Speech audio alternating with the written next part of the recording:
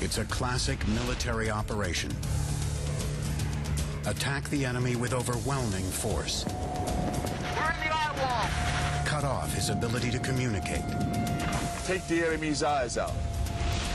Take his ears out. Then fix him so he can't maneuver. This whole place is going underwater. But this is no sneak attack. The aggressor announces her intentions. Experts predict the date, the time, even the place where she will strike. And yet somehow, a natural disaster spirals into an unnatural human catastrophe. We're devastated. We haven't eaten in 3 days. What turns Katrina into one of the deadliest hurricanes of modern times? No water, no food. We don't have a home. We lost everything. Why does it take so long to respond to the cries for help? Who makes the decisions and why? People got to do something. You ain't got no more food. We got babies out here. We got handicapped people. On the floor, she's dying right now. 2 people died already. Where's the people? Where's the mail? Please, somebody. We need some help out here. Get out of here. We want to get out of here. I don't even know if my kids are alive, man. The facts behind the storm shed new light as we go inside Hurricane Katrina.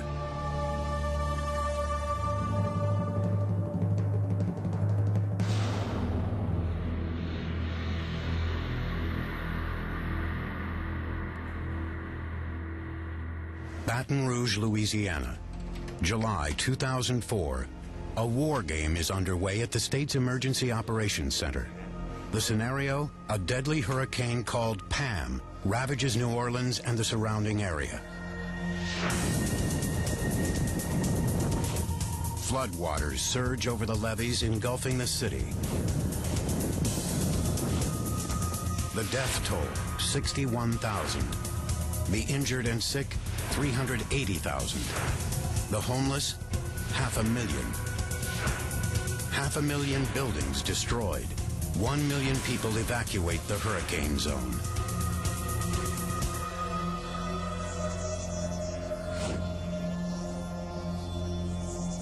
In the war game, Pam cripples local and state government. So without even waiting for an SOS, Washington takes charge of the relief effort. After a week of these doomsday scenarios, the disaster officials have a preliminary plan. So the locals knew what their responsibilities were. The state knew what its responsibilities were. The federal government knew what its responsibilities were.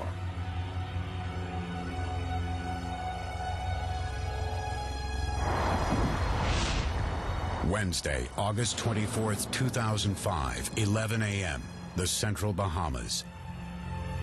Heavy rain and high winds rattle the skies and kick up mountainous waves in the Atlantic Ocean.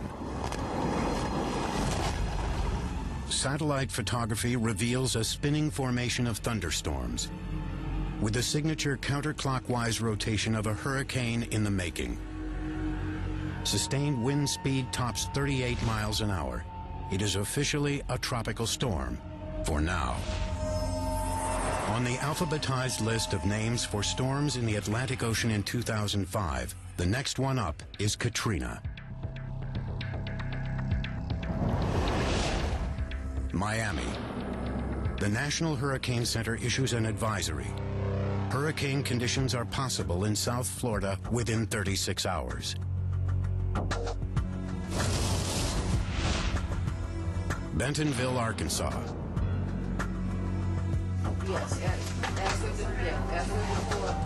An emergency response team here is already on the case. Hurricanes are one of the few disasters that give you lead time, that you can really kind of plan things ahead of time. And for us, it's go, go, go, go until the storm hits. This response team is using that lead time to gather truckloads of supplies that people need in an emergency, including bottled water, flashlights, and Pop-Tarts. But Jason Jackson is not part of a government disaster plan. He works for Walmart. Thursday, August 25th, 3:30 p.m.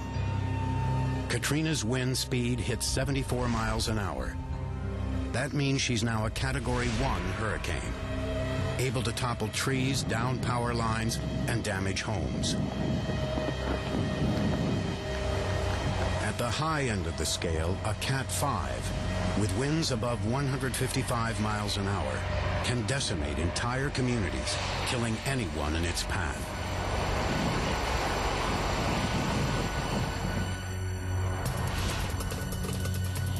At 6:30 p.m., Hurricane Katrina comes ashore. She pummels the coast of Florida and heads inland. She leaves 14 people dead and causes $460 million in damages. For a Cat 1, she packs a serious punch. The reason? Katrina's swirling winds are high, but she moves over the state slowly at only 8 miles per hour.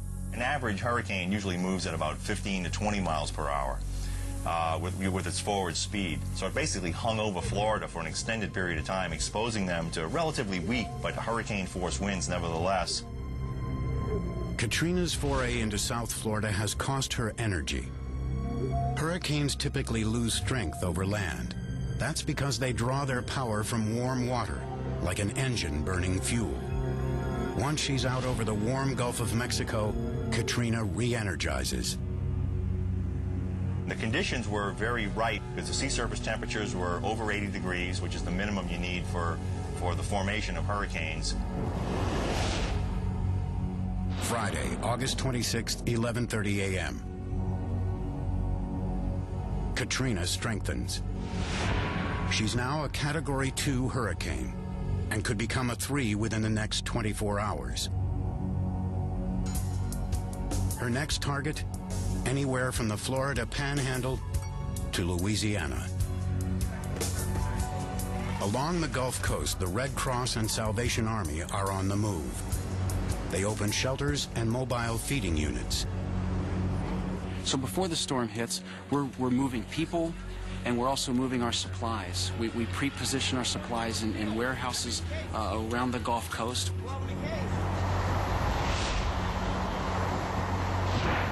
The news about Katrina is spreading, but who's paying attention? Have you ever been to New Orleans? It's the hottest city. New Orleans, Louisiana. A uniquely American city. A rollicking mix of French, Spanish, Creole, Cajun, and African influences. A place with its own beat. A city of 500,000 people spiced with jazz, voodoo, and gumbo.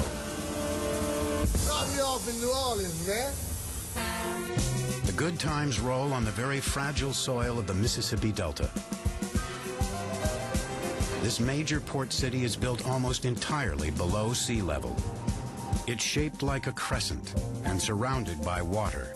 The Gulf of Mexico 100 miles to the south, Lake Pontchartrain to the north, and the Mississippi River winds through it. On average, the city streets are 6 feet lower than the Gulf. It's protected by one of the world's largest systems of earthen levees and flood walls. But some of the levees are slowly sinking and in need of repair. On Friday at 5 p.m., Katrina is northwest of the Florida Keys. With every passing hour, she sucks in energy from the warm water. She's projected to grow into a very dangerous Category 3 hurricane with winds up to 130 miles per hour. Katrina now appears to have settled on a target west of the Florida Panhandle. She is fast becoming a monster. From Washington, D.C. to Louisiana, local, state, and federal officials know Katrina is coming. We're dealing with Hurricane Katrina. Baton Rouge. Here at the Louisiana Emergency Operations Center, officials are in battle mode. Several times a day, they strategize on the phone with emergency planners around the state, the ones who will be on the front lines if disaster strikes. One local official recorded these calls and provided them to the producers of this documentary. They reveal what officials say to each other and how they plan up to the very moment that Katrina strikes. Would like to point out or let you know, too, that the governor is monitoring the call. When I go to state police, There are no road closures at this time. We've prepared all of our assets for deployment and placed all our personnel on standby. For this hurricane, as with every natural disaster in the U.S., local and state officials are the primary and most critical line of defense. Shelter Task Force, any report at this time? No report. We're just in the alert phase. The Red Cross is opening a forward operations office tomorrow morning here in Baton Rouge to begin to stage resources from other states coming in that would be available to support Louisiana and our neighboring states in case of the storm coming in. Everything starts from the bottom up, and there's an old saying, all disasters are local. Even before a hurricane hits or flood waters rise, the states will often ask the federal government to get involved. That's where FEMA, the Federal Emergency Management Agency, comes in. FEMA is supposed to strategize with the state and come up with a plan of attack. The state kind of acts as the broker, coordinating what the local needs are and giving us a picture of what the gross needs are, so to speak. Also on this Friday, August 26th, both Mississippi and Louisiana declare states of emergency, which give the governors the right to deploy National Guard troops and suspend civil liberties.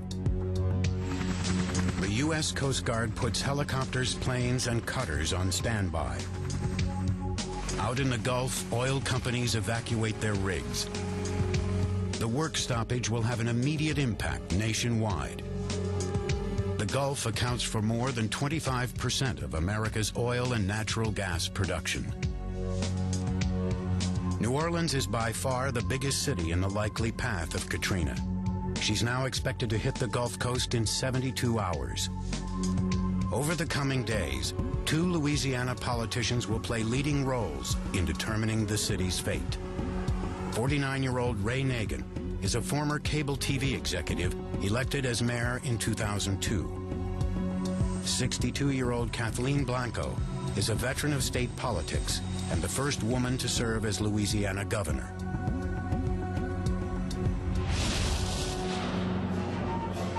It's Friday night in the French Quarter. On Bourbon Street, the étouffée flies out of the kitchens and the freewheeling jazz bands are moving feet. People down here, they don't fear hurricanes. They honor them. Big Easy style, with a mind-numbing concoction called a hurricane. 11 p.m. Friday night. The National Hurricane Center forecasts that Katrina will hit land here in the town of Burris, Louisiana, 60 miles southeast of New Orleans. This prediction will turn out to be extraordinarily accurate. Saturday, August 27th, 2005. Katrina is now a deadly Category 3 hurricane. Her winds hit 115 miles an hour. She draws awesome power from the Gulf and propels a storm surge ahead of her. 7:30 a.m., Baton Rouge. A Louisiana emergency official, Jeff Smith, has gathered his counterparts for another conference call. FEMA Region 6, do you have any comments? The FEMA liaison wants Louisiana officials to make a key decision about relief supplies. We need to start flowing commodities to supplement what we already have, ice water. We need to talk about how many distribution points you want. So at your convenience this morning, if you give me a time, we'll give you a call to talk about that.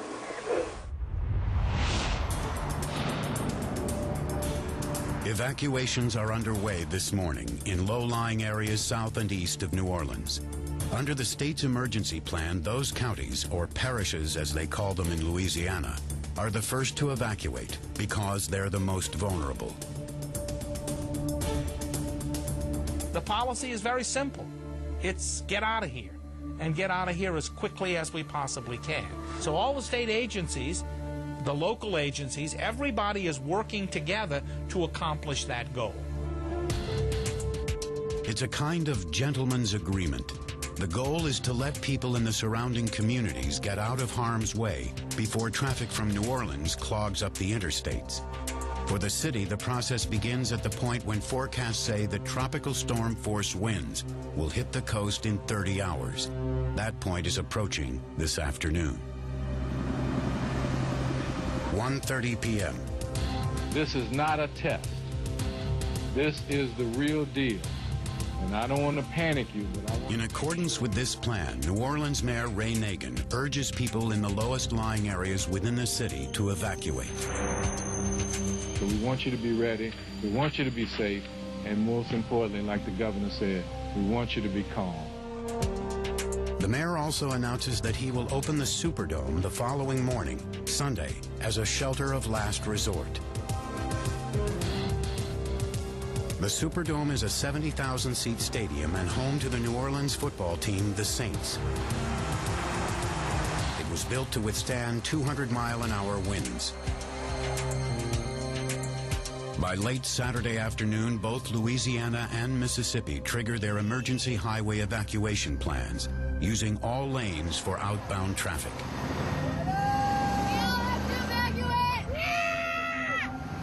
Even with the extra roadways, traffic snarls. It's extremely hard to leave. Your whole life is here, your whole world, and it's hard to decide what's important and what's of value. All along the Gulf Coast, thousands of people are streaming inland, hoping to avoid Katrina's wrath. Hotels book up. Lines form at grocery stores and gas stations. Just recently gotten out of a gas line that was about 2 or 3 hours, and most of the gas stations are closed down. But there are tens of thousands of people who are just staying put. The people I talked to and asked them to get out, they were like, well, we don't have any place to go, so we're just hanging in here.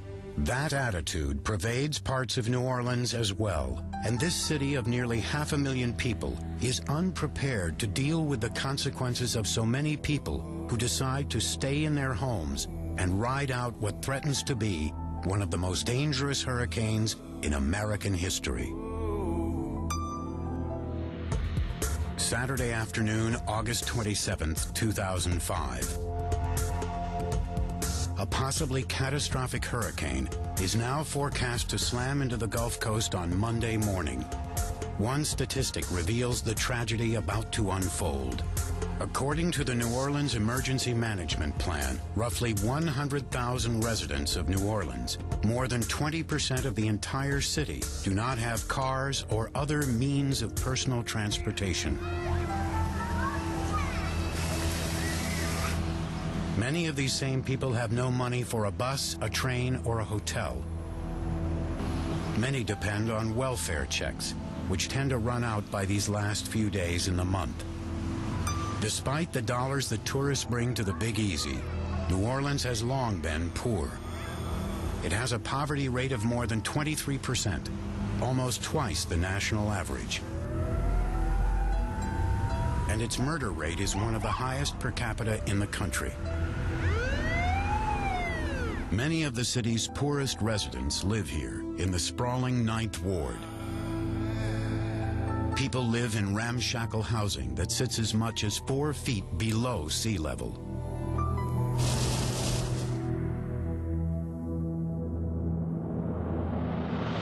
Crawford, Texas. President Bush is on vacation today at his ranch. He receives and signs a request from Governor Kathleen Blanco to declare a federal state of emergency in Louisiana. The White House can now direct any federal agency to use its resources to help the area. Saturday evening, FEMA has dispatched 5 search and rescue teams to Shreveport, Louisiana, and Meridian, Mississippi. FEMA positions the teams totaling 262 people out of the line of fire, but close enough to perform rescue operations after the storm hits. FEMA headquarters, Washington, D.C. An emergency specialist and union president named Leo Bosner is also tracking Katrina. Bosner believes the agency is unprepared for the kind of disaster predicted in the Hurricane Pam scenario. And as this went along Saturday night and into Sunday, I think all of us just felt this terrible, hollow feeling. Why aren't greater measures being taken? The director of FEMA is 50-year-old Michael Brown. He's been running it since 2003 and has handled disasters including California wildfires and the Columbia Space Shuttle explosion. FEMA is not the organization it once was. After 9/11, as the country focused on preventing another terrorist attack, Congress voted to downgrade FEMA from a cabinet-level agency. In 2003, it became part of the new Homeland Security Department.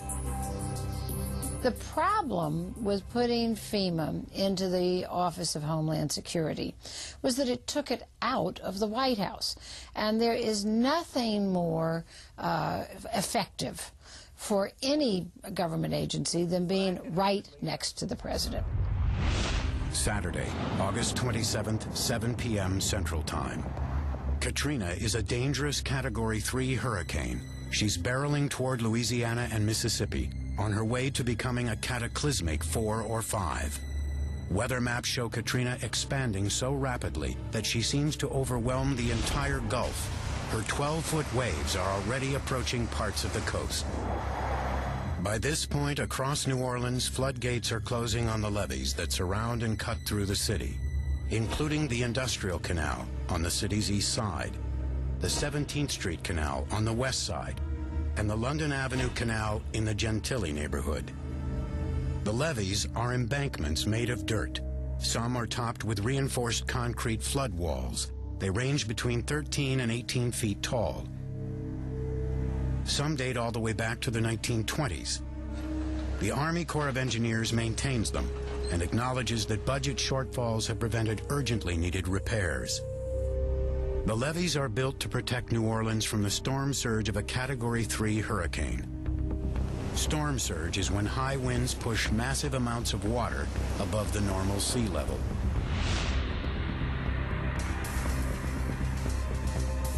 As thousands of people stream out of New Orleans on Saturday night, jazz trumpeter Kermit Ruffins is headed back in. He's just finished a gig in San Diego. I said, man, I need to get home real quick and board up my windows and get my family together and get out of here. Ruffins is not quite ready to evacuate. He secures his house, then heads to the French Quarter to bar hop. Bars are packed. Saw a lot of friends, and we're typical New Orleans humor. Hey, man, this place will be underwater tomorrow. President Bush declared a pre-hurricane state of emergency. 9:30 p.m. Louisiana Governor Blanco joins the conference call with emergency officials. She reports on her latest conversations with FEMA. The FEMA officials tell me that that this is very unusual, that a president hasn't done this since 1992. So it's been years. I think that indicates the concerns at the highest levels of government in this nation.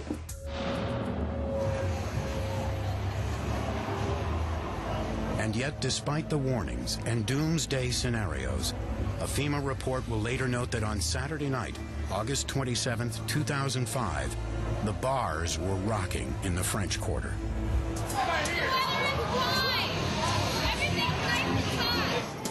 After midnight, as the Big Easy slowly winds down, Hurricane Katrina proves the forecasters correct. Sunday, August 28, 12:40 a.m. Katrina becomes a Category 4 hurricane, hell-bent on destruction. Hurricane Pam is no longer just another doomsday theory. The worst-case scenario will soon be reality.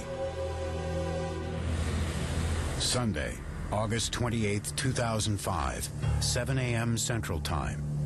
Hurricane Katrina is 250 miles out in the Gulf of Mexico. She has become an extremely rare Category 5 monster, forecast to come ashore in less than 24 hours. At this point, New Orleans Mayor Ray Nagin decides to announce a mandatory evacuation of the city, something that's never been done before. He puts the plan in motion. Baton Rouge, Louisiana. We'll now go to our parish reports. Orleans. On a conference call with state and FEMA officials, The New Orleans representative voices one overriding concern. And we're dealing with our internal transportation plan of how to deal with our large number of people without vehicles to get to a refuge of last resort. 8 a.m. The refuge of last resort, the Superdome, begins taking in evacuees. Behind the scenes, FEMA Director Michael Brown expresses frustration that a mandatory evacuation has not yet been announced. Brown appeals to New Orleans residents. Voluntary evacuations right now. I'll tell you this personally. If I lived in New Orleans, I'd be getting out of there. Crawford, Texas, 9:25 a.m. From his ranch, President Bush calls Governor Kathleen Blanco to discuss the New Orleans evacuation plan. At this point, the governor and the mayor have the power and the responsibility for getting people out of harm's way. New Orleans, 9:30 a.m. President Bush called and told me to share with all of you that he is very concerned about the citizens. He is concerned about the impact that this hurricane would have on our people, and he asked me to please ensure that there would be a mandatory evacuation of New Orleans. Now there is one. Katrina's landfall is about 20 hours away. This is going to be an unprecedented event. We want everybody to get out. The city of New Orleans has never seen a hurricane of this strength to hit it almost directly. Mayor Nagin also imposes a 6 p.m. curfew. 10:11 a.m. The National Weather Service issues an apocalyptic advisory, the kind of warning it would seem positively suicidal to ignore. Devastating damage expected. Most of the area will be uninhabitable for weeks, perhaps longer. At least one half of well-constructed homes will have roof and wall failure. All windows will blow out. Airborne debris will be widespread. Persons, pets, and livestock exposed to the winds will face certain death if struck. By this point on Sunday morning, most people have either fled New Orleans or are in the process of doing so. But tens of thousands of people, many in the lowest lying and poorest parts of the city, are not leaving. They scramble to grab last-minute supplies. We've got oil, we've got water, we've got food. Pray for us. Pray for all of New Orleans. They'll tell you, well, I lived here through Betsy or Camille or one of the previous hurricanes. There have been all kinds of hurricanes that have come through. None of them could truly devastate the area. With a police force of only 1,600, the mayor does not send his officers out to enforce the mandatory evacuation. It's not just a question of manpower. There is also a traditional bias against forcing people out of their own homes. Still, officers do use their powers of persuasion. I went as far as telling people, I said, well, just do me a favor. Make life easy on us. Take a permanent marker, write your Social Security number along one arm and one leg. So when we find your body, we can check the Social Security records and find out who you are. Mayor Nagin dispatches regional transit buses to pick up residents at 12 locations around the city and ferry them here to the Superdome. Come with enough food, perishable items to last for 3 to 5 days. Come with blankets, with pillows. No weapons, no alcohol, no drugs. You know, this is like the governor said, yeah, you're going on a camping trip. According to Amtrak, the city declines an offer to put hundreds of evacuees on the last passenger train leaving the city. The predictions about Katrina are so ominous that National Hurricane Center Director Max Mayfield not only briefs FEMA Director Michael Brown and Homeland Security Chief Michael Chertoff, but also President Bush. Louisiana State Representative Arthur Morell and his wife, Cynthia, a New Orleans City Councilwoman, argue about whether to evacuate. He and my son did not want to leave. They were going to ride out the hurricane. And I said, oh, no. Jazz trumpeter Kermit Ruffins has already boarded up his house. Now he and his fiancée consider whether to hit the road. Normally I would stay home, you know, and board up my windows, light a few candles, and relax for a day or two. But my fiance said, Kermit, we better get out of here. Elsewhere, people stand on street corners, holding a few spare possessions, bags of clothes or pillows. It's 91 degrees and humid as they wait for buses to take them to the Superdome. The process takes hours. When they arrive, they find a shelter with security, medical facilities, food, and water. Between them, FEMA and the Louisiana National Guard have trucked in tens of thousands of liters of water and MREs, or meals ready to eat, the standard military ration. By nightfall, nearly 10,000 people take shelter here. I think the people in here are pretty happy to be inside. Indeed, I'm very grateful for this Superdome, because without it, I don't know where we would have went. By now, FEMA has mapped out 11 storage sites in and around the hurricane zone. They have stockpiled supplies, more than 2.5 million liters of water, more than 1.3 million MREs, and 17 million pounds of ice. 6 p.m., curfew time in New Orleans. The French Quarter is empty. It's warm, quiet, and calm. The news reports tonight all say the same thing.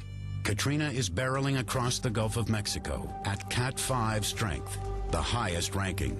In the world of weather, this is the weapon of mass destruction. This is pretty much the hurricane that we always talk about. If it should stay on that current trajectory, just east of downtown New Orleans, that's bad. They avoid the direct hit from the south, but look, on the east side, that's the worst flooding scenario. Next is FEMA. 9:30 p.m. Louisiana and FEMA officials hold one more conference call before Katrina strikes. The tone of the call is professional, matter of fact. But it seems the state and FEMA are still pinning down some basic details. FEMA ESS 6 here. We would like to get some additional physical addresses for the general population shelters across Louisiana. I did send an email down to Kitty. The National Weather Service gives a dire flooding report. Yeah, you're pretty much going to have storm surge values around 18 to 19 feet outside your levee system. So that's going to cause you overtopping, probably both your federal levees and your parish levees. That's going to be an issue. There'll be major overtopping in your area. Monday, August 29th, 2 a.m. Central Time. Katrina starts to lose energy as she nears land and hits shallow water. She weakens to a Category 4 or possibly a 3. Her leading edge is now lashing at towns along the coast of Louisiana and Mississippi. Her winds roar through dark neighborhoods. At least 1 million people have moved out of harm's way. But along the Gulf Coast, many people are riding out the storm in century-old homes, scattered shelters, and the Superdome. This is where they will stay. Katrina is here. Time has run out. Monday, August 29th, 2005. The nightmare is real. The brutal assault of Katrina begins. 4 a.m. Central Time. Katrina's monstrous winds push a storm surge of 14 to 17 feet toward the Louisiana coast. 5:02 a.m. Parts of New Orleans lose electricity. The Superdome goes dark. The structure has backup generators, but they run only reduced lighting.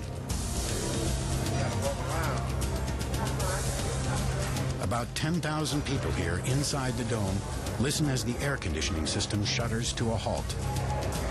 Most of the evacuees remain calm. Everybody nice. They fed us. And we just waiting till we ride the storm out. 6:10 a.m. Katrina storms ashore in Plaquemines Parish, Louisiana, 60 miles southeast of New Orleans. Our account of how the hurricane now decimates the city is based on the first comprehensive analysis of the events by the Louisiana State University Hurricane Center. First, the gargantuan storm surge pushes up the Mississippi River. It also races here into the Mississippi River Gulf outlet and here through Lake Borgne, converging in this area known as the funnel. In New Orleans, the winds are furious. A few hundred feet from the Superdome, two brothers, both police SWAT team members, Dwayne and Daryl Sherman, have spent the night sleeping in their trucks. We just left the doors open, we're sleeping on my brother on the back seat of his truck, me on the back seat of mine. And when we heard the wind picking up, it actually sounded like somebody beating on the steel doors. Doug Kiesling, a professional storm chaser, sets up his camera and starts recording. I just had like Cat 3 or Cat 4 winds going through these buildings here, just ripping off stuff.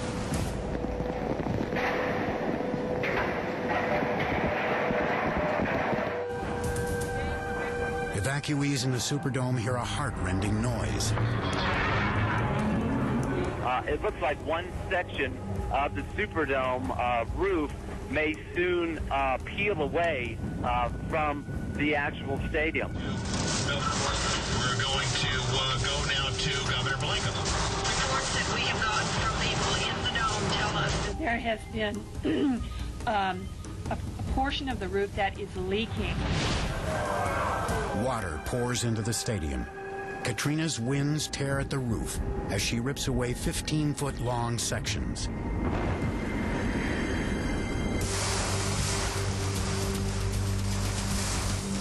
On the streets, a man struggles to stand in the blinding rains and relentless winds.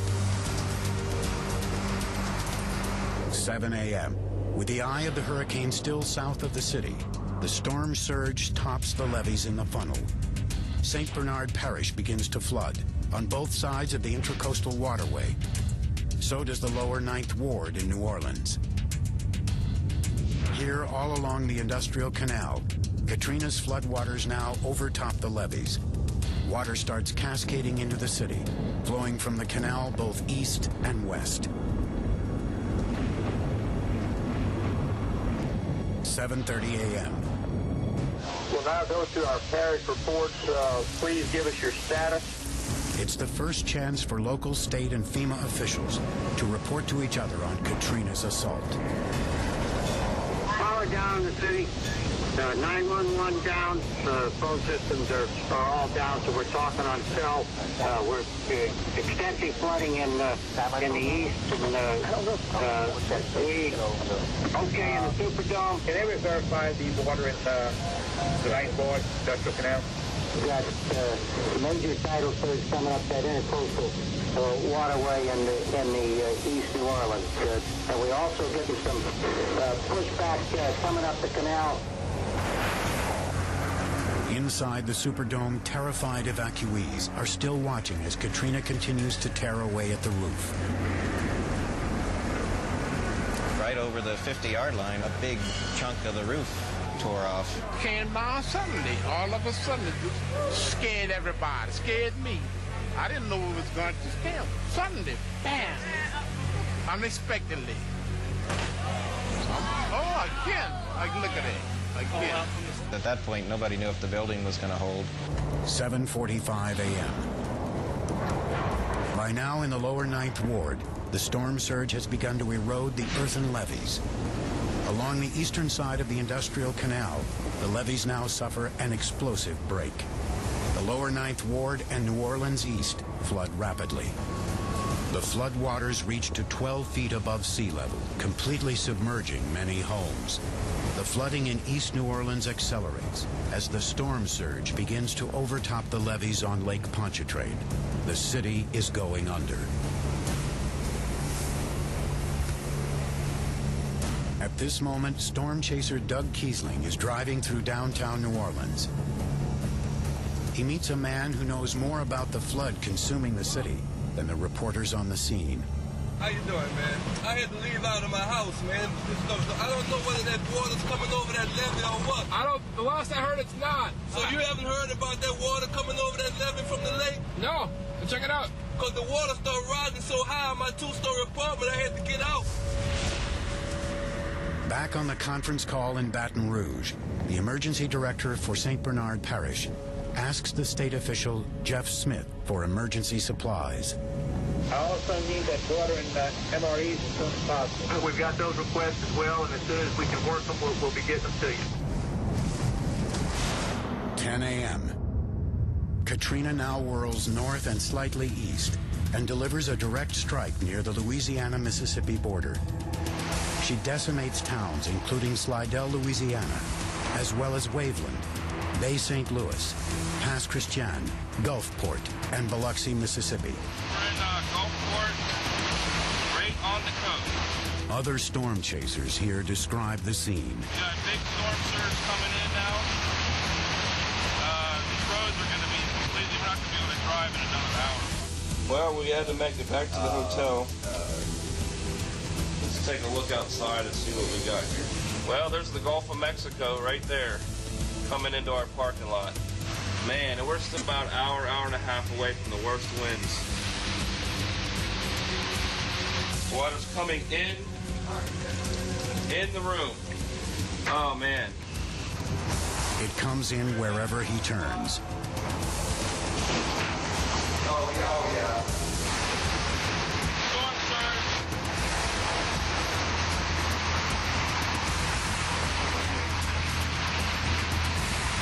These men help an elderly woman escape the rapidly rising water. Well, we're in the lobby here of our hotel. We're completely underwater. This first store here, there's chairs floating by. The enormous surge lifts up this car and rams it into the lobby doors. Jim, look at this over here. It's time to head to higher ground. We're currently on the second floor. The surge chases people up the stairs. I think the eye is very close.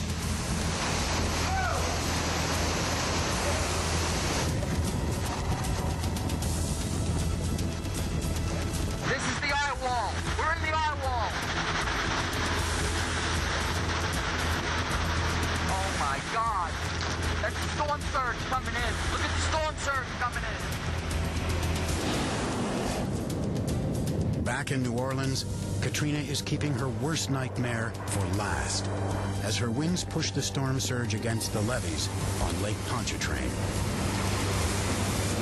And yet, at the very moment that New Orleans is drowning, journalists here are unaware of the catastrophe unfolding elsewhere in the city. Unwittingly, their live reports give the rest of the country a false sense of comfort. They dodged the bullet, but they still got a sound bruising. New Orleans, Monday, August 29th, 10 a.m. The Jackson Barracks, downriver from the French Quarter. Katrina's floodwaters surround 337 National Guard troops. It was 14, 15 feet high in the armory in less than an hour. You could physically just sit there and watch it inch by inch going up the walls of the armory. You could hear pieces of the roof ripping off, glass breaking. We have huge brick walls around our armory, and you know, as the water came up with the hurricane, you could just see them toppling. In homes across the city, the water forces people to move to higher floors. Angela Green and Chris Erskine are in their home in the Mid-City neighborhood. We were in a single-story duplex, you know. I mean, it came up to our steps probably within the first hour, and then probably came up further into the house within the next 2 hours. I had to axe through into our neighbors. Drywall Right, and then get whatever perishables we could because ours were running out. And then we had to swim about 40 feet and get into another neighbor's house to get upstairs to the second floor. If the waters rose high enough in your home, the potential is you drown in your attic if you couldn't break your way out. Baton Rouge. FEMA Director Michael Brown contacts Homeland Security Chief Michael Chertoff in Washington. Brown wants 1,000 temporary relief workers moved into the hurricane zone within 48 hours. FEMA has about 3,000 employees.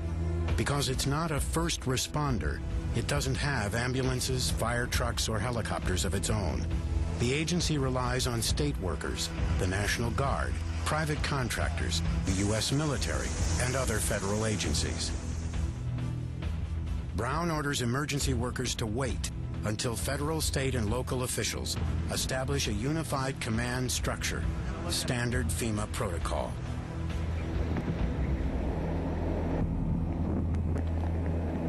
Sorting through that in the fog of war can be very difficult because it's the very time when it's the hardest to do that, to be able to say, hey, whoa, slow down here, let's work through this.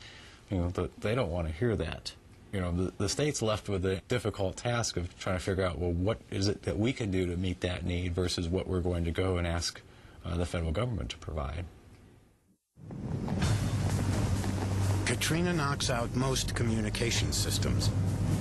Phones are out. TV and radio stations cannot broadcast. Even satellite communication is unreliable. It made the first responders victims. A three-star Army General Russell Honore will receive orders later today to oversee the military response to Hurricane Katrina. And when the first responders become victims, they have a challenge in communicating and coordinating. The worst blow from Hurricane Katrina is about to hit New Orleans. Her eye is now northeast of the city. As her winds swirl counterclockwise, she pushes a colossal storm surge up and over the levees here on the south side of Lake Pontchartrain. Storm turns this way. It pushed all that water back in this direction, forcing it into these canals, into the intercoastal waterway. Floodwaters race into both the 17th Street and London Avenue canals. The levee walls here along the London Avenue Canal start to creak and bend outward. Then near the Mirabeau Avenue Bridge, the walls on the east side of this canal collapse. Floodwaters cascade into the city. 10:30 a.m. The levee wall along the west side of the London Avenue Canal now fails.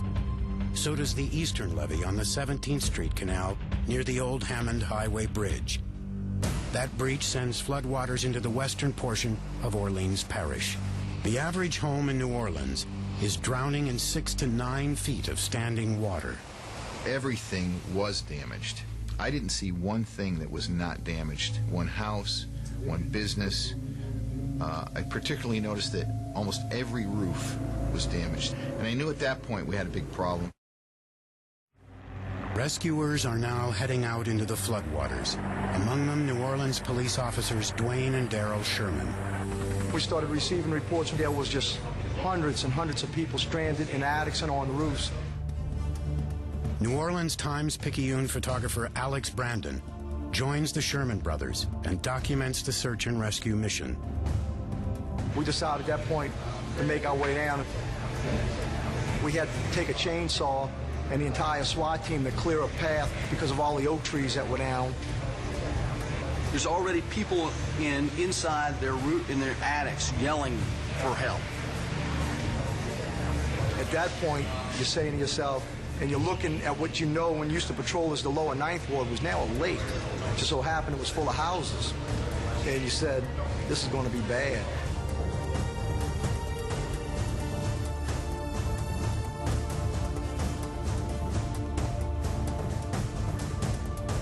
We pulled up to a roof to rescue a young man, and he waved us off and said, look, I'm fine, but there's some old people in that house right there. And as we pulled up, there was an elderly couple. I would guess they were probably in their 70s in a single-story dwelling. Throughout the day, the Shermans, along with Brandon, go from house to house, to rescue the young, the old, and the poor. I'd take a picture and then I'd set the camera down and I'd help the person in the boat. I'd take a picture, I'd set the camera down and help the person in the boat. These poor people, their strength is gone. Gratitude is immediate. At one point, Brandon photographs entertainer Fats Domino moments after his rescue from his house.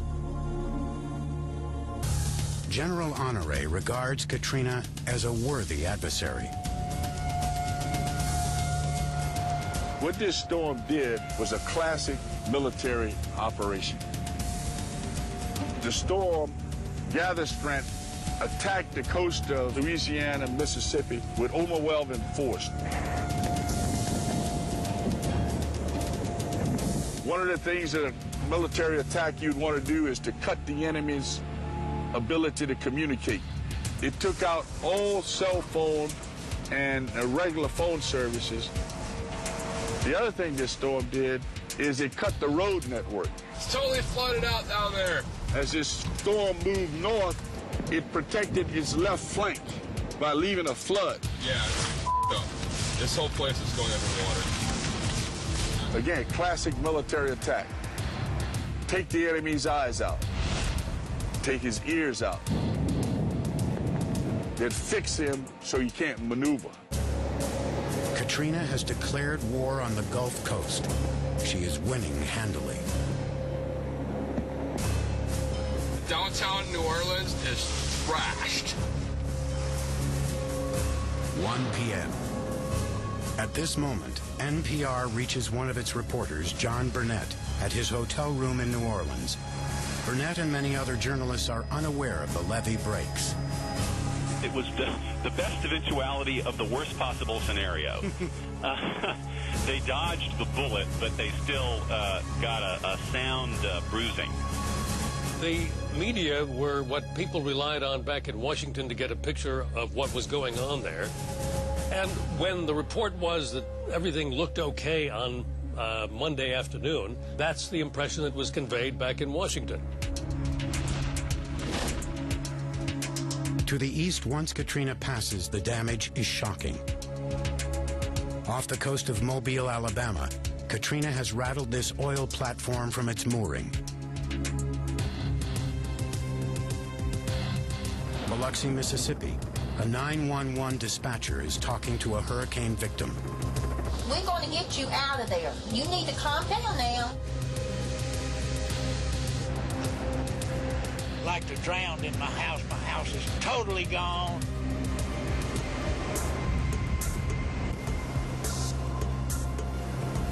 The floating gambling barges in Biloxi and Gulfport have taken a direct hit. Katrina hurled the Grand Casino in Gulfport 150 yards onto US 90.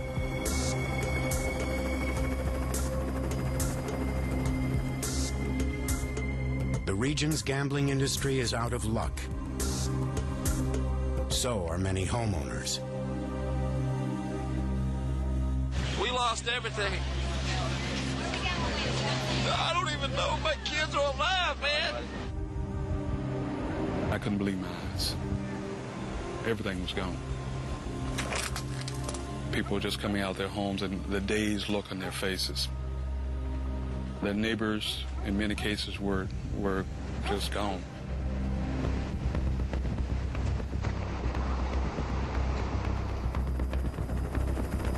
Monday afternoon, nature's fury and the politics of disaster are on a collision course.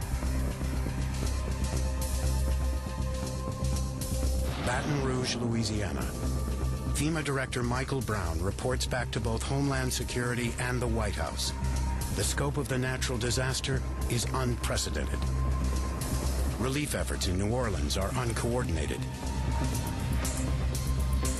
Brown has concluded that Louisiana is incapable of handling the crisis. As night falls, some survivors wade through the brackish water as corpses float by.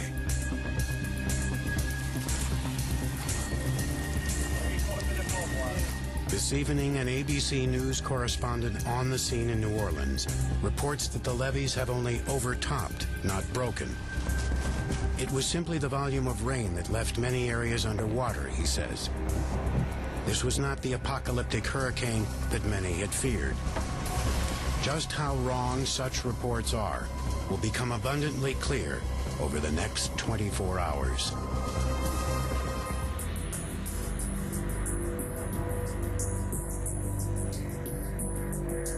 Tuesday, August 30th, 2005. As the morning sun illuminates the shattered Gulf Coast, early risers in other parts of the country are greeted with surprisingly good news. A New York Times headline is one of many reports expressing relief. Escaping feared knockout punch barely, it says, New Orleans is one lucky big mess. Here's the real scene Tuesday morning in New Orleans.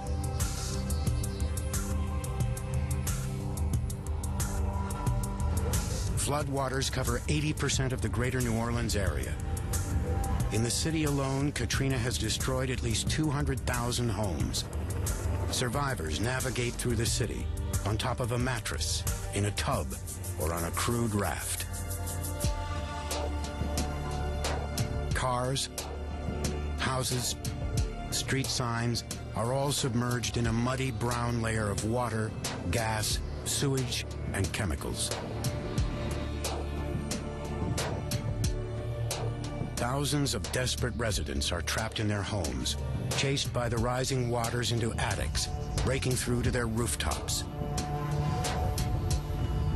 They wait and pray for help. A depleted police force struggles to come to the city's aid.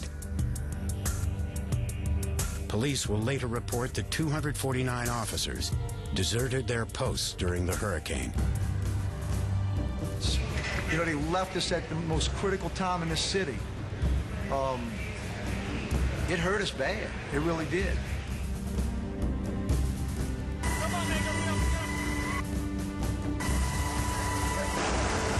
And yet, rescue missions are in full swing. Leading the charge, the U.S. Coast Guard, National Guard units, FEMA search and rescue teams, and the Louisiana Department of Wildlife and Fisheries.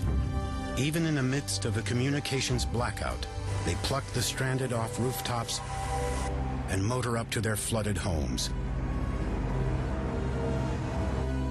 The floodwaters are still coming in. San Diego, 9 a.m. Pacific time. President Bush sticks to his previously scheduled agenda. He arrives in California from Texas and gives a speech at the Coronado Naval Air Station commemorating the 60th anniversary of the end of World War II. After the speech, a White House spokesman announces that the president is cutting short his vacation and flying back to Washington tomorrow to deal with Hurricane Katrina. New Orleans. Mayor Ray Nagin manages local relief efforts from his command post on the 27th floor of the downtown Hyatt Hotel. In the first 24 hours after the disaster, response time is critical. But officials at the local, state, and federal levels have yet to get a clear picture of the situation. Chaos in the streets is matched by chaos in government. I don't think there was a system for them to push the SOS button, you know, from the state, the city, state, local level that said, we've got a big problem here. As rescue workers save people from the floodwaters in 90-degree heat, they bring them here to the Superdome. The stadium is now an island amid the floodwaters. Trucks with fresh supplies of food, water, and medicine cannot approach the building. The crowd inside swells to 20,000 and spills outside as well. Many have now been here for 3 days. Conditions deteriorate by the hour. Toilets back up and overflow. The smell of sewage, sweat, and filth is everywhere. A similar situation is developing 1.5 miles away here at the New Orleans Convention Center. The city never planned to use it as an official place of refuge, but today it's becoming a spontaneous shelter for about 25,000 evacuees, including tourists whose hotels were flooded out. There are no emergency supplies in the building. No food, no water, no medicine. Both the Louisiana National Guard and FEMA will later acknowledge that at this point on Tuesday, they were unaware that people were taking shelter here. My mother and my sister has diabetes real bad, so I just want them to be safe. Hundreds of other people are stranded on bridges and roadways around New Orleans without food, water, or shelter. Many will remain exposed to the elements for days to come. It's just disgusting and frustrating. And we are human beings, and they're treating us like we're criminals. Throughout the city, chaos reigns. Looters shatter store windows. They cart off everything from food to entire display cases. The U.S. Army Corps of Engineers, meantime, tries to repair the break at the 17th Street Canal flood wall. They fly in sandbags via helicopter and drop them onto the break. It doesn't work. The bags are too small. The floodwaters carry them off. And New Orleans keeps filling with water. The levees and canal walls, once the city's great protector, now trap the floodwaters inside the city. New Orleans has an extensive pump system to send the floodwaters into Lake Pontchartrain and the Mississippi River, but most are either broken or choked with debris. If this city dies, it's really going to be the things that happen after Katrina. Tuesday night, 10:15 p.m. Governor Kathleen Blanco calls for the full evacuation of the Superdome. With the area around the stadium flooded, transportation will be a slow process. The plan is for buses to carry 20,000 people to the Houston Astrodome and other shelters. We will help! We will help! Help us! Night falls on this second day after Katrina. Tens of thousands of people remain trapped in New Orleans, some on the streets without basic necessities, others in the Superdome and Convention Center. Wednesday will bring full-out chaos, including wild rumors of widespread murder and gang rape. And in a country accustomed to watching its troops swoop into foreign terrain and deliver aid, seemingly at a moment's notice, people are beginning to wonder what's going wrong. Wednesday, August 31st, 2005.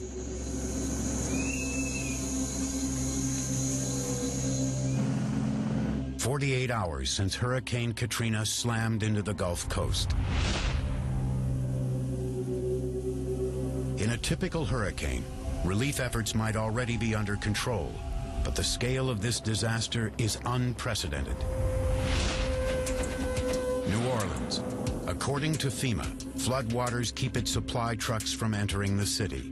FEMA will also later report that over the next several days, it has trouble communicating with local and state officials and, quote, doesn't know where critical help is needed, unquote. In the Superdome, 20,000 evacuees now wait for buses to take them to Houston. When the tsunami happened, when the hurricane was going on in Florida, they ran over there to help them. Here we in our own town, and they will not give us nothing. 10:40 a.m. President Bush takes off on Air Force One, headed back to Washington. He asks the pilot to fly low over the hurricane zone. Down below, tens of thousands of people pack shelters across 3 states, all hoping to return home quickly. Many do whatever it takes to get by. Mobile, Alabama. Survivors are salvaging whatever they can, picking through what was once this family's living room. In New Orleans, there's still no electricity. Survivors bake in the sweltering 90-degree heat. No water, no food. We got babies out here. We got handicapped people. Been out here all day. Yeah, people dying in the We're starving out here. We got people that... General Russell Honoré has now arrived in New Orleans to head up U.S. military efforts. The general leaps into action. And I give the president some credit on this. Mayor Ray Nagin tells a radio interviewer that he's pleased with Honoré's deployment. He sent one John Wayne dude down here that can get some stuff done, and his name is General Honoré. And he came off the doggone chopper, and he started cussing, and people started moving. General Honoré regards the crisis here in New Orleans as much more challenging than the one in Mississippi. The big difference is Mississippi didn't have standing water. It didn't have calms, it didn't have roads, but the water went back to sea. In the case of New Orleans, it created this big tub of water right in the city. Relief efforts are still in disarray. Mayor Nagin predicts the death toll in New Orleans alone will be in the thousands. Over the next 2 days, Louisiana officials begin predicting 10,000 dead.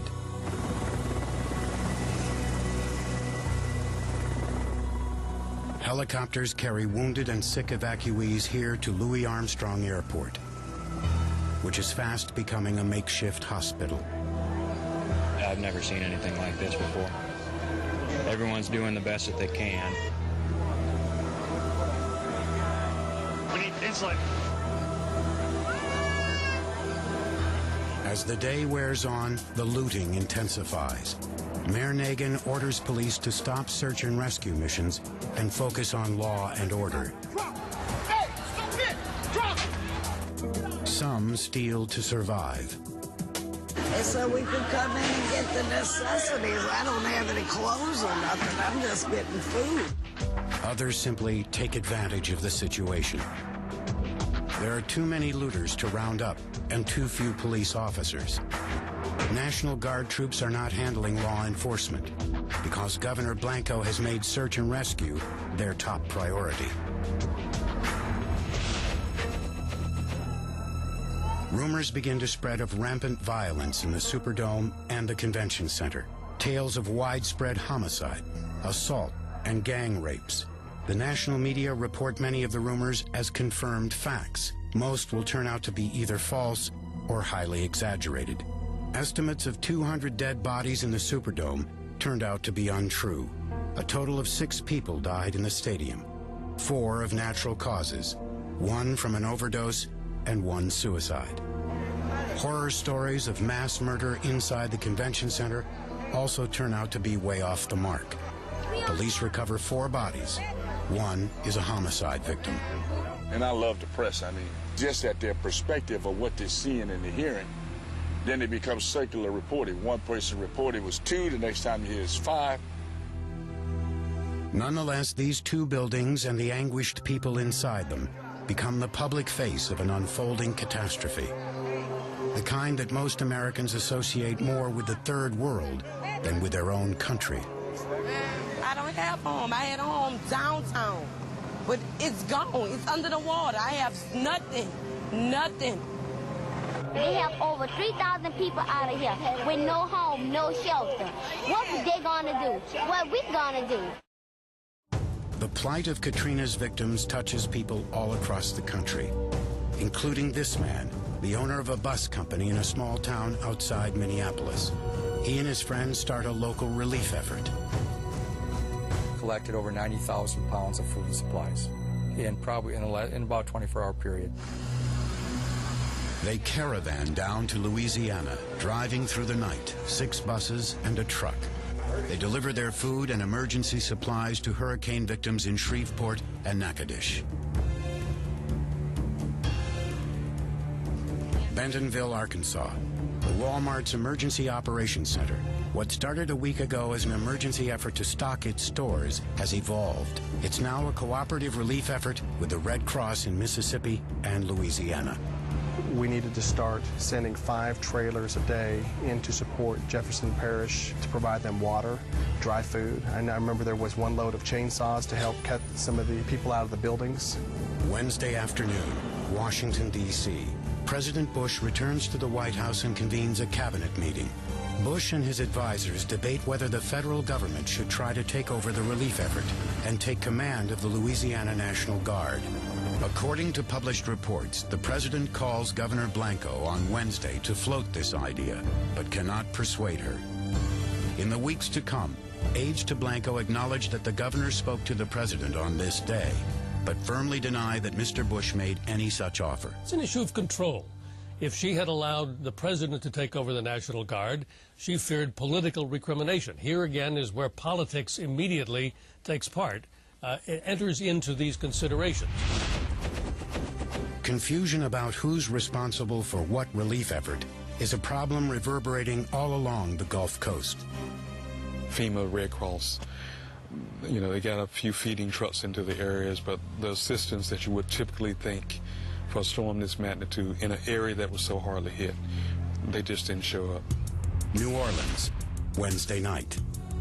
Buses arrive at the Superdome to begin the evacuation. But one group of New Orleans residents is already being evacuated, not by the city, the state, or FEMA. This young man, 20-year-old Jabbar Gibson, commandeers a school bus. He loads it up with people in need of shelter, and off they go to Texas. 10:35 p.m. Gibson arrives at the Houston Astrodome. He deposits his passengers at the newly designated shelter. TV networks replay the footage of Gibson at the wheel. In the midst of a crisis that's overwhelming government at all levels, here at least is a private citizen seizing the moment, acting heroically. But people are wondering, where are the public officials who should be doing the same? Thursday, September 1st, 2005, 7 a.m. Eastern Time. On ABC's Good Morning America, President Bush offers a comment about Hurricane Katrina that kicks up a political dust storm. I don't think anybody anticipated the breach of the levees. Some experts had in fact warned that the levees might fail if a big hurricane swept through New Orleans. The president said he's going to lead the investigation into what went wrong. He needed to look only in the mirror. In God's name, we're the people who are supposed to give water, support. People were dying there. What in heaven's name was happening? Next target for outrage, the slow evacuation of the Superdome. It will take 3 days to transport all 20,000 stranded evacuees to Houston and elsewhere. The guys put it on the ground and send these trucks back for another load. Yes, sir. Make that happen now. Yes, sir. Army General Russell Honoré is in charge of the transport. To many observers, Honoré is the first official on the scene who seems to be actually taking charge. This whole humanitarian thing comes down to logistics. You can't get buses in there because of the water. Then we could get them in there. We had to bring them in 2 at a time. The Red Cross offers its services in New Orleans, but Louisiana officials will decline the offer. They tell the Red Cross they cannot guarantee their safety and that Red Cross vehicles might disrupt rescue efforts. Mississippi. Getting aid to some hurricane victims is time-consuming because the population is so spread out. George W. Bush, get out the White House and come help us. Police ain't help. There's been one Salvation Army truck come by. You know, they set up over there. They stayed there about 3 hours. They were gone.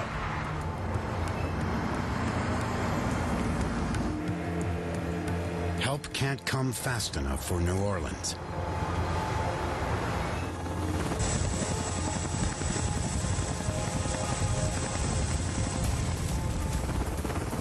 Massive sandbags start to plug the hole in the 17th Street Canal to keep floodwaters at bay.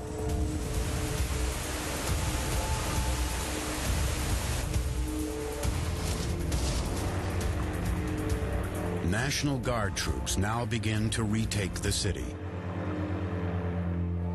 Their mission is to go door to door and look for survivors. Kitchen rescue, call out, make a noise, we're here to help. Some of them didn't want to evacuate with us, and we didn't want to let people back out into the city. We don't want to have to come in and rescue again in those conditions. New Orleans police team up with other rescuers. No bodies in that one. House we checked before his guy dead, he had it. This officer trudges through knee-deep water to see if anyone is trapped inside here. Okay, good news. At least she's not there. You know, it looked like the water came up about another foot into the house, but it looked like she made it out. Not everyone did. My kids are dead. I wasn't there. I come home, you know. I went out to get my money, you know. I come back, everything's underwater. My wife's gone. I don't want to talk about it, man.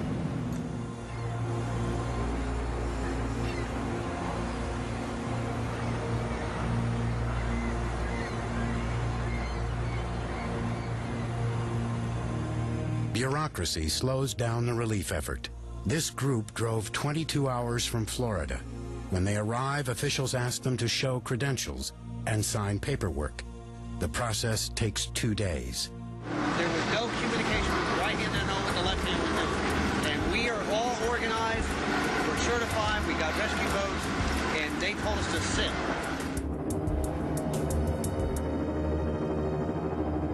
And still the relief efforts are stalled. Thousands of people remain stranded at the convention center in horrendous conditions, with no food or water. Garbage overflows onto the sidewalks and streets. The sick, like this man, are carried on gurneys over strewn debris. Use my French, everybody in America, but I am pissed. Thursday evening, in a radio interview, Mayor Ray Nagin takes a shot at both state and national officials. We don't do another press conference until the resources are in this city. Now get off your asses and let's do something. And let's fix the biggest goddamn crisis in the history of this country. 11:30 p.m. Eastern Time. FEMA Director Michael Brown appears on ABC News Nightline. Ted Koppel asks him about reports that FEMA did not know about the people stranded in the convention center until today.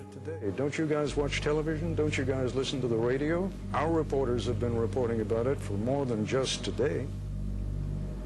We learned about it factually today, that that's what existed. We've been so focused on doing rescue and life-saving missions and evacuating people from the Superdome that when we first learned about it, of course, my first gut instinct was get somebody in there. Koppel also asks Brown why FEMA did not respond faster to Katrina. When the levees did break, we were already moving in and then had to move back out. And then I think the other thing that really caught me by surprise was the fact that there were so many people, and I'm not laying blame, but either chose not to evacuate or could not evacuate. The explanations might be logical, but in the hurricane zone, the problems are vast and urgent. People are growing furious at the slow pace of the relief efforts.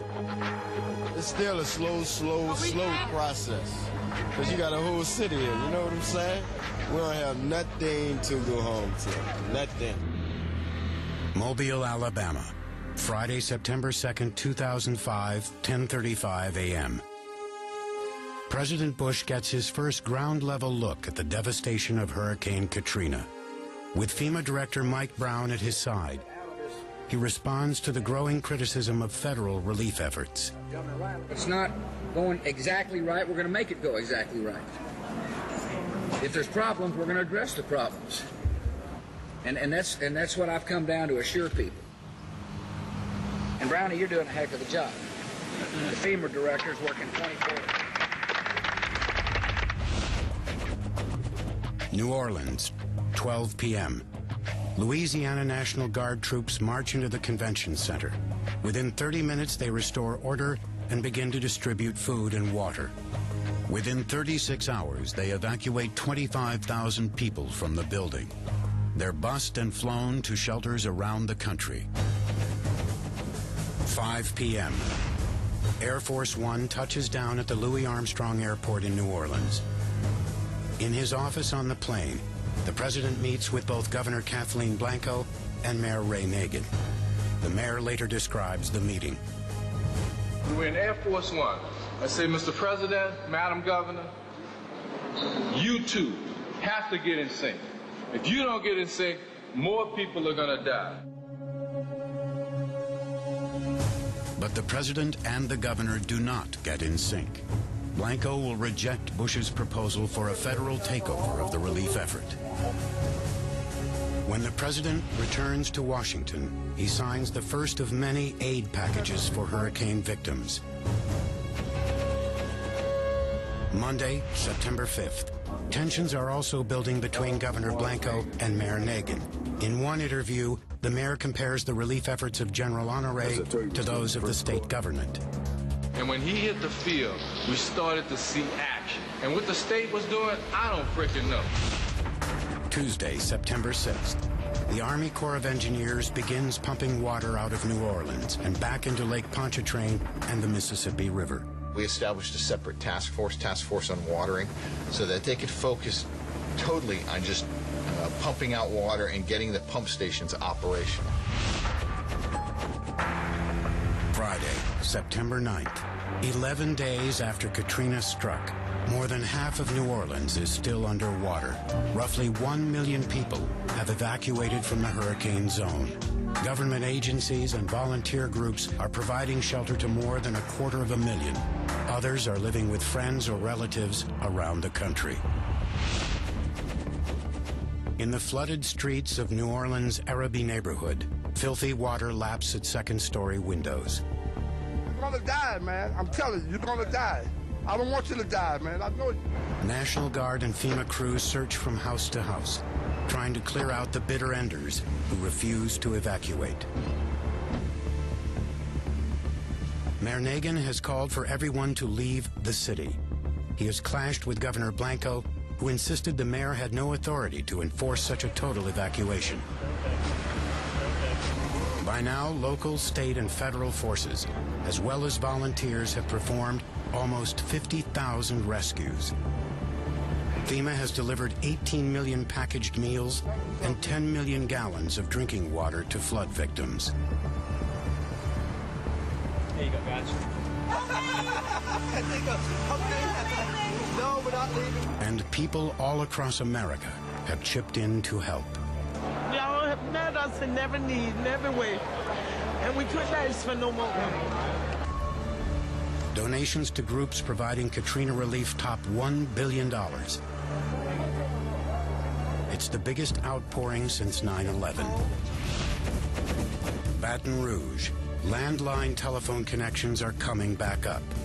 For the first time since Katrina hit, Louisiana emergency officials are able to convene a conference call. No FEMA liaison is on the line as local officials unload their frustrations with the agency. We thought we were going to have a meeting with Baton Rouge people, the FEMA people, yesterday. We canceled that one, so I don't know where we are with it, other than it's just creating downright chaos. One of the big gripes has to do with temporary housing. It's FEMA's job to provide it across the hurricane zone. They made commitments to the city of White Elk for 400 trailers. None of us know who the guy was that talked to them, but what his authority was. So it's a mess. State emergency official Jeff Smith says he's taken the problem to a higher level. Well, I flew my top this morning, and I brought that up actually to the vice president last night. That's unacceptable. So we need to be able to fix the communication problem. In no sense being a FEMA basher here, we're trying to solve problems. We're up here doing the best that we possibly can for you and feel for you. The emergency director from Jefferson Parish, Walter Maestri, is angry that FEMA has not fulfilled promises made before the hurricane struck. First and foremost, we have still not received, since the storm, any of our gasoline and diesel shipments. As you recall, on the last conference call before the storm hit, we requested the Gen Packs. Gen Packs are generators. Without them, Maestri cannot operate his parish's sewage system. The matter is going into the street, and we're going to have a medical disaster. I don't know what's going on, but not one generator, through that system has arrived here. And now when we are on our knees, nothing's available. This same afternoon, Homeland Security Chief Michael Chertoff holds a press conference in Baton Rouge to defend FEMA. Mike Brown has done everything he possibly could. Nevertheless, Chertoff is sending Mike Brown back to D.C. He appoints Vice Admiral Thad Allen, a 34-year Coast Guard veteran, to oversee the FEMA relief effort. 3 days later, on September 12th, Michael Brown resigns. He leaves behind a tarnished organization and an enormous political problem for the Bush administration. Right now we're going down Paris Avenue, which is like a major hub going to the lakefront of New Orleans. Most of these are single-family homes. 2 weeks after flooding from Hurricane Katrina decimated New Orleans, City Councilwoman Cynthia Morell and her husband Arthur, a state representative, boat through their neighborhood. It's my son's car, right there, at the top of it. My Jeep over there. And that's his Jeep. The pressure from the water pushed these concrete retainers, and the dirt gave way. And then the water just pushed in. Down on the other side, it just fell. Because those rebars and that concrete could not hold all this. It's too heavy. Some of the city's giant pumps have begun to send the floodwaters back into Lake Pontchartrain. People are returning to inspect their homes. As you can see, this used to be a pretty nice block with the houses, mostly families. All lived here, all of the family. Munley, Kate, Mr. Hamp, Miss Johnson, Yancey's, Fletcher's, you know, Lange, all had the barbershop there. City Council President Oliver Thomas visits his neighborhood in the 9th Ward and the house where he grew up. I said that all my crime was done. But I guess it's not. This is the house my father used his GI Bill to buy this house, so we wouldn't have to rent or live with family anymore. As authorities search more neighborhoods in New Orleans, the death toll climbs. Over the next month, it will exceed 1,200 across Louisiana, Mississippi, and Alabama. The Gulf Coast has lost its battle with Hurricane Katrina. Survivors remain trapped for days, while the most powerful nation on earth struggled to bring them food and relief. Hardly an inspiring performance, especially in a post-9/11 world. I think that people in this country had a right to believe that the country was being made more safe after September 11th. Everybody dropped the ball on this, there's no question about it. Tuesday, September 13th, President Bush becomes the first top official to accept blame for the Katrina crisis. Katrina exposed serious problems in our response capability at all levels of government. And to the extent that the federal government didn't fully do its job right, I take responsibility. Mic check, 1, 2, mic check. Tuesday, September 20th. Another hurricane, Rita, storms into the Gulf. Public officials have a second chance to get it right. Don't get stuck on stupid, reporters. We're moving forward. And don't confuse the people, please. Let's not get stuck on the last storm. Our first mission is to save lives. We have a coordinated federal, state, and local effort moving in place as we speak. The federal government was busy assuring us there had been plans made, people prepositioned, plenty of supplies, water, meals ready to eat. They were determined not to make the same mistake again 3 weeks later. Saturday, September 24th. Hurricane Rita comes ashore between Johnson's Bayou, Louisiana, and Sabine Pass, Texas. Damage is extensive and dozens of people are killed. But this time, the government seems to have its act together.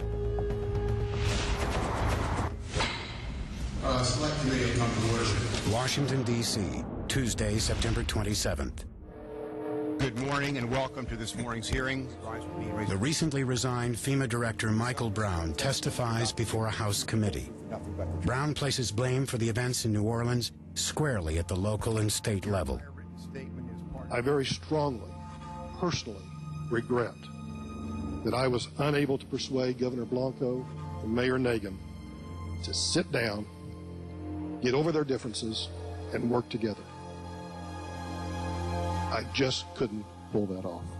My biggest mistake was not recognizing by Saturday that Louisiana was dysfunctional. The very next day, Louisiana Governor Kathleen Blanco appears before a Senate committee, but does not answer Brown's attack. You were criticized yesterday heavily by Mr. Brown. I'd just give you a chance here if you would like to respond to that. Senator Conrad, I appreciate that, but today I came really to talk about job creation. Monday, October 17th, FEMA has released emails to the House committee investigating Katrina, and they are leaked to reporters. Michael Brown sent one to a colleague 2 days before Katrina struck. In it, he alludes to FEMA's 2004 Hurricane Pam war game. Look at this scenario compared to the planning we did for New Orleans, and well, you get the picture. But who did get the picture? 5 days after Katrina, another email from a frustrated FEMA official in Mississippi suggests the agency did not. Resources are far exceeded by requirements, he writes, getting less than 25% of what we have been requesting from HQ daily. Katrina has caused Americans to wonder whether the government at any level is prepared to respond to a major disaster or terrorist event in their hometowns.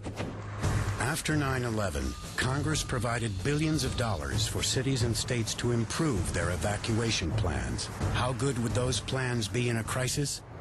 Take New York City. It depends on its vulnerable public transit system to get people to safety. Or Los Angeles. In the event of a catastrophic earthquake that would require people to flee the city, LA has no plan for evacuating millions of people or housing them. I don't see a water line. I may be lucky. Big gray house on the corner. Jazz trumpeter Kermit Ruffins returns home. His house is on relatively high ground and escaped significant damage. To look at that city now is just like, we can't wait to rebuild. I mean, it's all we can think about. That's my baby picture there. Some of my records right here. Nice kitchen back there.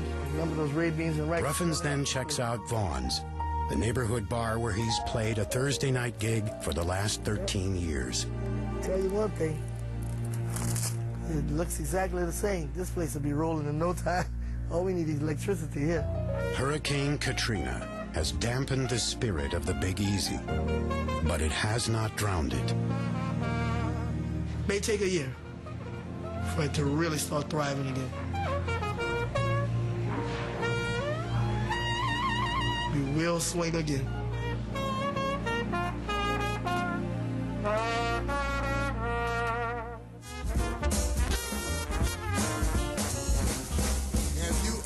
Been to New Orleans, it's the hottest city you've ever seen.